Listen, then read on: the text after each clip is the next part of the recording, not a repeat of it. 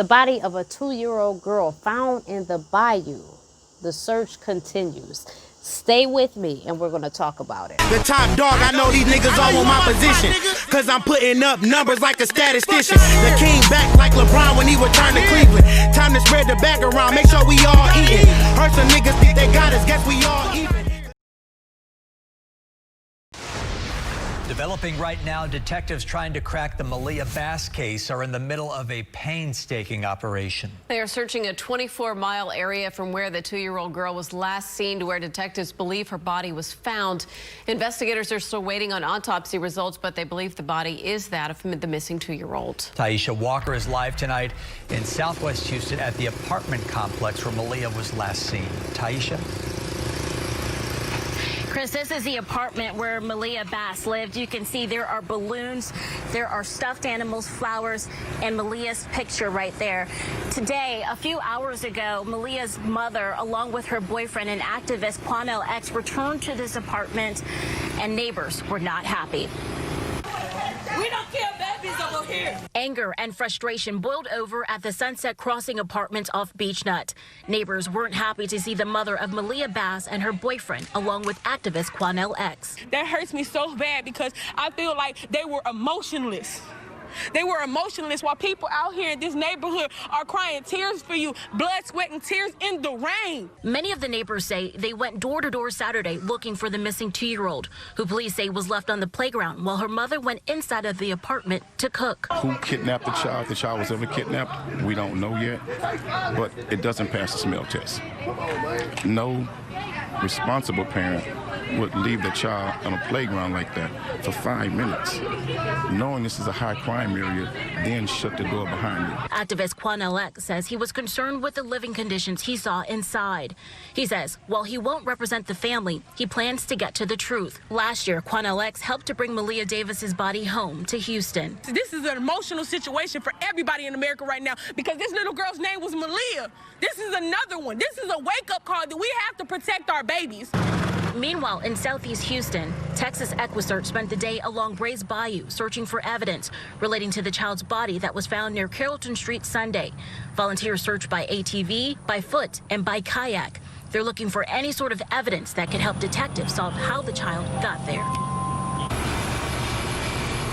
And medical examiners tell me that they still have not positively identified the body, but Houston police say it is very likely it is that of Maliyah Bass. We also spoke with Houston police detectives today. They tell us they still have no leads. They're also urging anyone who lives along Brays Bayou to check their cameras for any sort of evidence that can help them in this case. Reporting live in Southwest Houston, Taisha Walker, KPRC Channels News. That is just heartbreaking and very unfortunate. The lady was saying that the parents seem emotionless. I could see where they would feel that way. Some people are numb.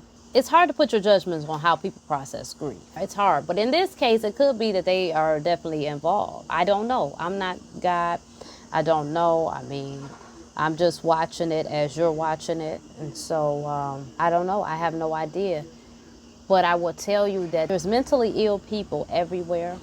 And it's a lot. Mental illness does take a place and set up shop in our communities, in our people. When you've got people that feel hopeless and helpless, another mouth to feed is stressful. You never know what the people are going through. It doesn't justify taking a life, it doesn't.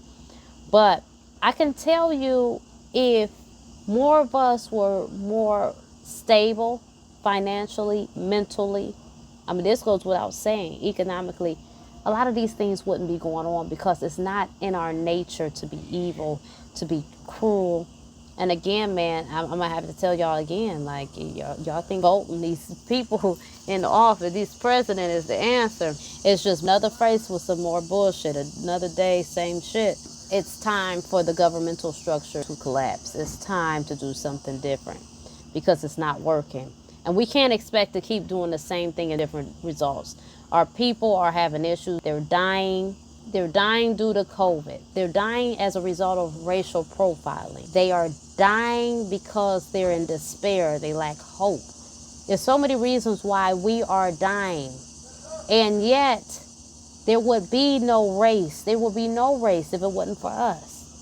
The differences in us is location and stuff like that, due to locations and climates. You have less melanin and stuff like that, but we are the dominant race. Everyone came from a black woman, but yet they reverence us as if we're some kind of trash. And the thing about it, if it wasn't for a black woman, not man, Asian, Hispanic, Caucasian, any of them, Mediterranean, Indian, whatever, if it wasn't for us, nothing else would be. So we need a change. We need a change. I pray that this child, it's not looking good.